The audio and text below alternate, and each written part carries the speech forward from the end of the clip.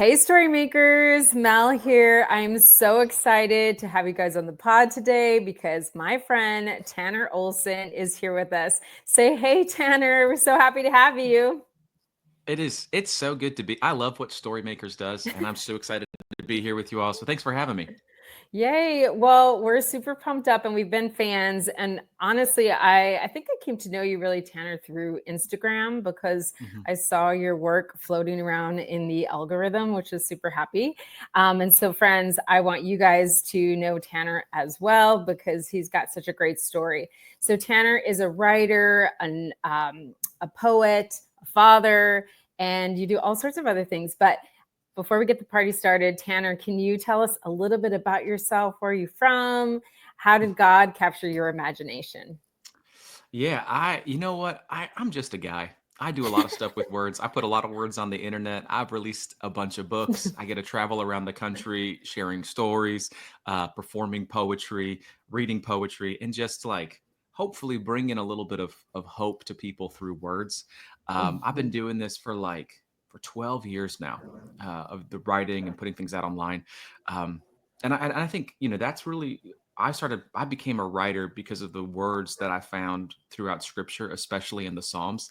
This isn't going to shock you. I have a lot of feelings. And so when I was younger, like reading through the Psalms, there was something about the way that the words not only made me feel, but also I felt seen as I read them. And I wanted to Mm, try to create out of that, out of yeah. the security of being known, being seen, being loved, and then sharing that with other people in my own uh, non-biblical words. I'm giving a talk this weekend and we're going through a psalm and the whole takeaway is that you are known. Mhm, And that's so right. Yeah, look, all the feels is really caught up in those wisdom texts. mhm. And that's so amazing that you got caught up there. Now, Tanner, where do you all live? Um, Yeah. We yeah, live in tell us. Nashville, Tennessee, where all the words Ooh, happen. yeah. Yeah, yeah. We've been there for a couple of years. I grew up in Florida, so that's why you're like, well, this is a little bit weird because I am a Florida man by heart. I lived there for the first like 18 years of my life. Went to college up in Wisconsin, lived in Oh, Texas, lived in sweet. Missouri. I've kind of been all over the place. Yeah, you're up in the middle. Yeah. That's amazing. Well, Tanner, I knew you about your poetry. I didn't know. So, drum roll. I don't know if this is a surprise to any of you guys listening, but Tanner wrote a children's book, which is one of my favorite genres. And so, how did you land up in children's writing? Yeah, well, like I said, I've been writing poetry and stories and essays and all these. Like, I never planned on writing a children's book. Back in 2021, my wife and I we were diagnosed with unexplained infertility. We really wanted to be parents, and then so when we received that news that wasn't really going to happen for us, grief entered our story, and there Mm, was a lot of hurt, heartbreak, a lot of asking God how and why, wondering why this was happening to us. And after we were finished done asking how and why, we kind of moved to a place where we began to ask God what was next. And mm. I can't really explain it, but during that time, we were led to adoption. And as we started the adoption paperwork, which by the way is quite a lot, the paperwork, the Yeah. background checks, all of the things that we were doing. Yeah, and it's One morning, expensive. It's not oh, free. yes. So you could buy my book. Anyways, Yeah. but we but as we were going through the process, I found myself just one morning I sat down and I wrote a children's book. And I Mm, think it was kind of a way for me to work through the grief, a way to process the hurt, the uncertainty, the unwanted feelings. So writing a book about a little girl who begins to pray all by herself was a way that really reminded me that I also could pray during this hard, unwanted season. mhm, While we were walking through infertility and the adoption process, a lot of our friends were receiving the answers to the prayers that we were praying. mm, And so, as I was writing and as I was reflecting on all of this, I had to come back to what I knew to be true was that God is a good father, and that He mhm. does know and He does care. Um, but it is a hard thing. It is a hard thing to trust, and it is a hard thing to hope when life is not the way you want it to be, or it's going in the way you never thought it would go. Um, and so, writing this book was really a therapeutic reminder. that God hears our prayers, that he knows better than I do, and that somehow, some way, he's working all things for good. Like something more is happening than I could see, and it was true. And now we went through the adoption process, and now we are parents too. And he's at the time this podcast releases, he'll be 2 years old. So it's absolutely crazy. His name is Judah, and I'm thrilled that I get to be a dad who That's writes children's amazing. books. Well, Yeah. I think what's so cool about your book, I'm going to put it up because we also recording this. All the things I say to God is so cool. I go around and I speak to parents, and you often hear the fear of interpretation of what it is to be a parent, and Mhm. the vulnerability that comes with that responsibility. And I think oftentimes grownups, we have so many questions. And when we have kids, that really just initiates a whole host of new questions that we might have for God and our creator. But oftentimes I think we grownups have a hard time getting to that place and going into those spaces because we're not quite so sure about the character of God always. And we may not Mhm. feel so sure that the darkness will be overcome by the light. And so, Tanner, like as you were going through this process, what were what were the scripture verses, or what were the things that came to you that really anchored you in who God is in the midst of the dark places? Um, the TV show The Chosen? Yeah. You watched it? Okay, I don't know what your thoughts are about it. Let's just I some people are like, "I don't love it. I don't like it at all." But while you were saying all that, like, that's kind of what came to mind for me. And I Mm, think the show really started it was kind of being released as we were receiving this heartbreaking reality, in the uncertainty of, okay, what was gonna happen next? We knew that we wanted to be parents. We just didn't know how that was going to happen. And as we're watching this show, I mean, my wife and I, like, I'm an easy crier. Like when it comes to holiday commercials, like I don't know why, like I'm done for. So You'd watching The be best Chosen, like, friends with my dad. oh, I would love to be best friends with someone's dad. But I was watching this show, and just like the way that Jesus is portrayed, and then as we read through Scripture as well, the tenderness, the invitation, um, like the certainty that he knows that everything is going to be okay, and yet he doesn't just tell you everything is going to be okay. He sits with you in the pain. Mm, But watching that show and kind of giving my mind a picture for what it could look like brought this sense of peace. And then as I would read through the Gospels, which is where I just find myself going again and again, like Jesus does the impossible thing, but he also does the thing that the people don't think he's going to do, and then that's the better way.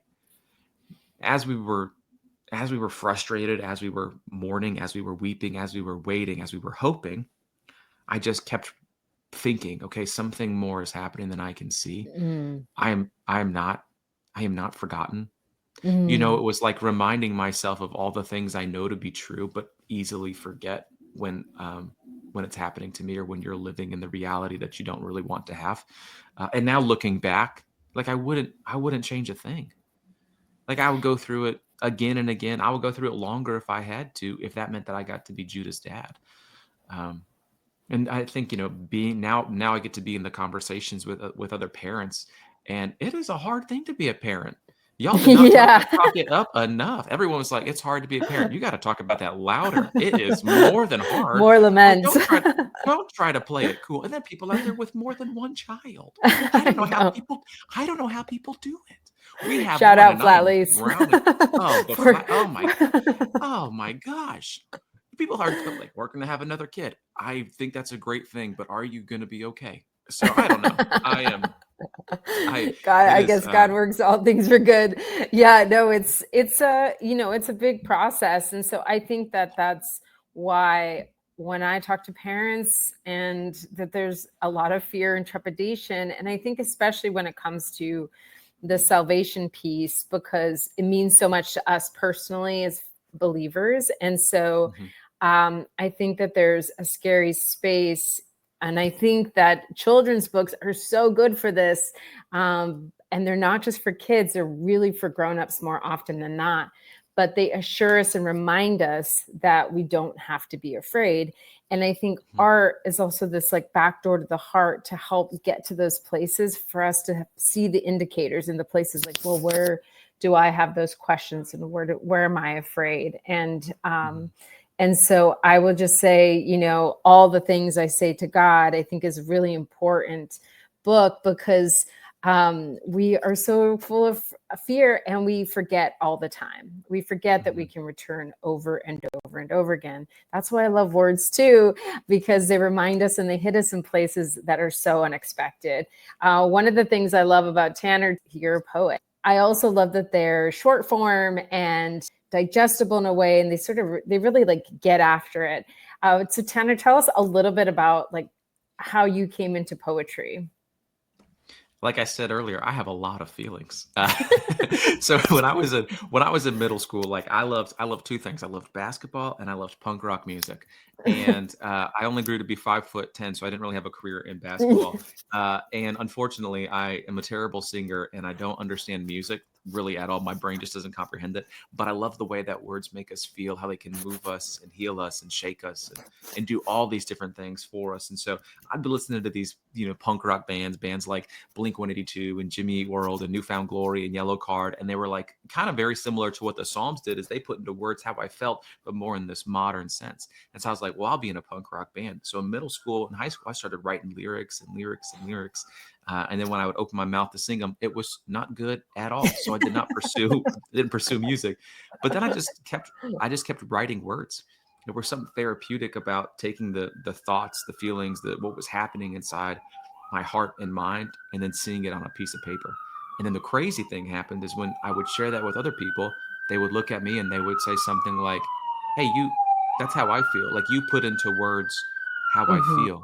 And so that was kind of this encouragement to keep going, to keep writing, to keep trying to find words that would reach people in a new and unique kind of way. And so that just turned into a career of being a spoken word poet, which I've been doing it for 12 years now. And I still can't believe that this is the job that I get to do, where I get to travel around the country and share poetry and tell stories and make jokes and cry in public. So it's just a gift. I'm excited about it. Well, it is so healing for people. And oftentimes, I think um, we don't have words, or when I think art has that ability to do that, it cuts to the chase and it gets to a place of vulnerability that you didn't see coming. And I think Jesus does this in his parables. There are all sorts of plot twists and fun ways in which, they're interesting and are creative ways to get a big idea to us in a way that isn't digestible if we were just didactic or very direct. Hmm. And so words are so surprising for people, and the way they hit them can, have all sorts of different take on a life of its own. When I think about poetry, I think about like Jean-Michel Basquiat, just like Yeah. a few words like tossed up in the midst of something. And how do like three different words have such power? It's so incredible and curious to me. Just and kids, that's the first thing that they're looking to communicate. And when we're engaging with them, it's like, what are the Hmm. first words spoken to our kids, and how do we engage with them in that way?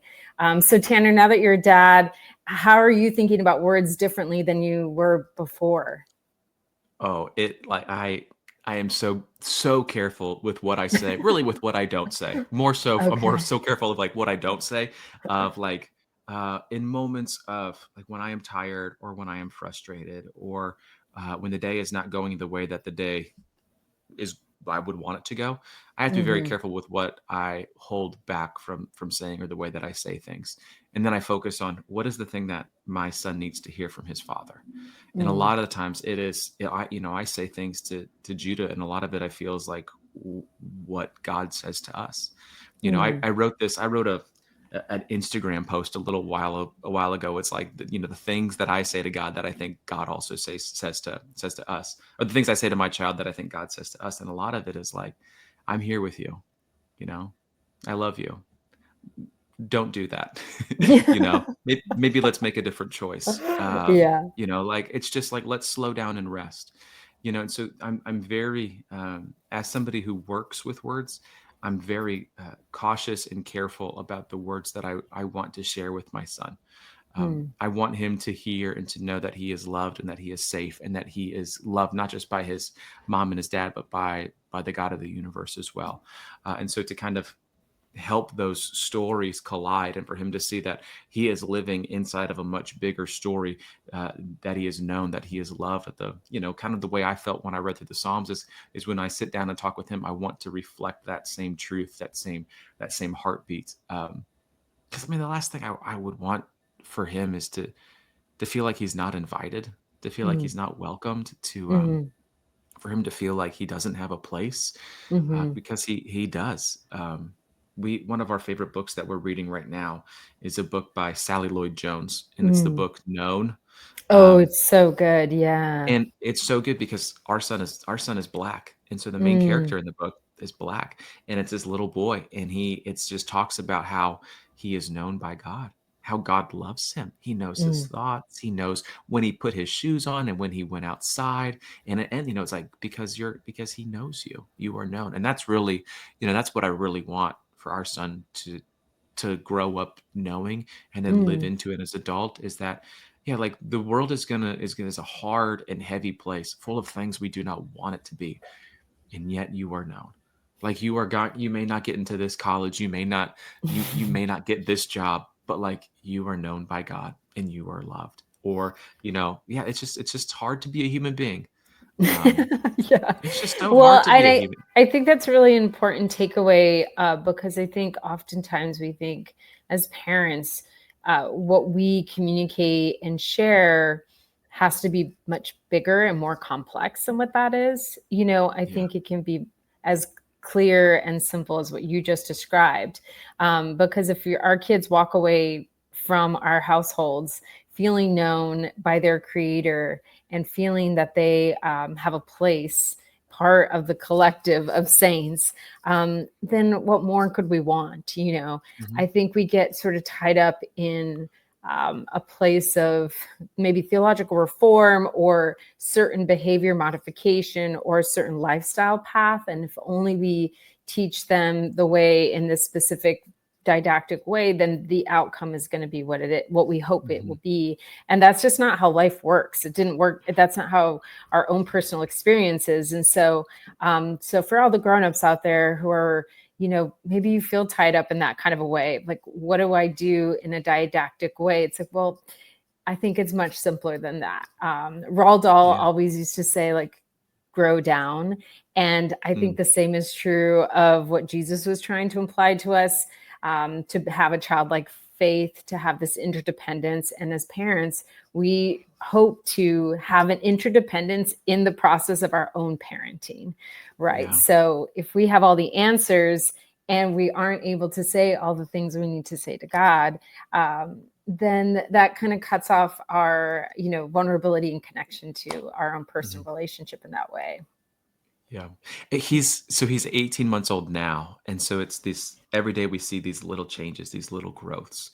And I keep reminding myself that this whole thing is, it's just a day by day kind of thing. And so Yeah. day after day, I want to love you, I want to care for you, and I want to meet your needs. And we'll see how it goes again tomorrow. And we'll watch you kind of grow down as you grow up. Um, and along the way, I want to teach you the things that I think are going to be helpful for as you when you leave the house and as you begin to navigate the world as an adult. But I want to reinforce again and again, like these very simple, big things. Like you can talk to God anytime, anywhere about anything, and He actually listens to you, and He cares about you because He knows you. And to just remind Him of these like beautiful comforts and truth that when the world knocks you down, like you're landing on something soft and holy. Yeah, and someone's holding on to you. Thank God. Well, friends, this is sort of the season and time of year where you may have begun your fall and you're thinking, like, we're going to be doing all these new things with our family time, or I don't know, all the home meals and all the good intentions that we had in August and September, but now we're in the middle of the fall now. And so if we're thinking about like, how do I even begin, or is there a place for me to start like a prayer rhythm or a reconnection?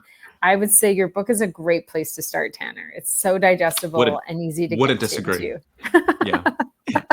Wouldn't It's disagree. pray anytime and anywhere, in the car, wherever you go. I mean, honestly, it's not so much about, we talk about this all the time. It's the small wins, and it's about the quality over the quantity, and Mhm. then just re-engaging where you can. But there's always, I think, space and grace for that re-engagement to take place, Mhm. for sure. Well, Tanner, tell us a little bit more about like your gospel imagination. How is it captured? Like, you seem to have a very specific viewpoint in which like God is moving towards you, which is not necessarily everyone's viewpoint. Sometimes I think there are a lot of folks out there who are imagine that we're running after God and pursuing God, but you Mhm. seem to think that God is moving towards us. And so can you tell us a little bit about how your gospel imagination was captured? Yeah, it goes back to when I was in high school. We read the story of when Jesus calls Matthew to follow him. That's so And I good. And don't, that's good. and I That's don't, good in The Chosen too. oh yeah, yeah, yeah. Matthew's More, like so mo- blinged out. You're like, oh, dude, now I get the yeah. picture.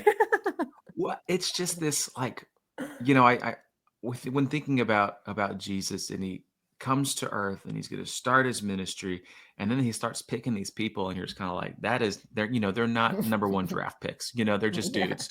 And then Matthew is this like, he is not the, nobody would have guessed that Jesus was going to call this guy to follow him, and yet Christ moves towards him, and he says these two words that change it all. He says, follow me. And he does. And I don't know, every time I read that story, I'm just blown away by how simple and profound and loving and bold it is.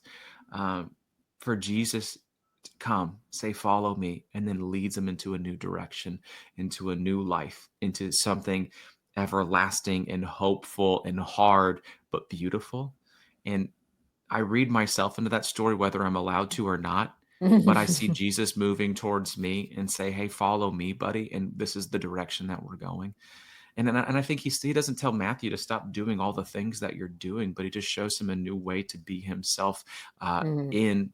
in with and under Christ. And so I want, like, I don't know, that's kind of one of the reasons why I'm still writing books and still creating, because I think this is the thing that I was created to do, but now I get to do it with the creator.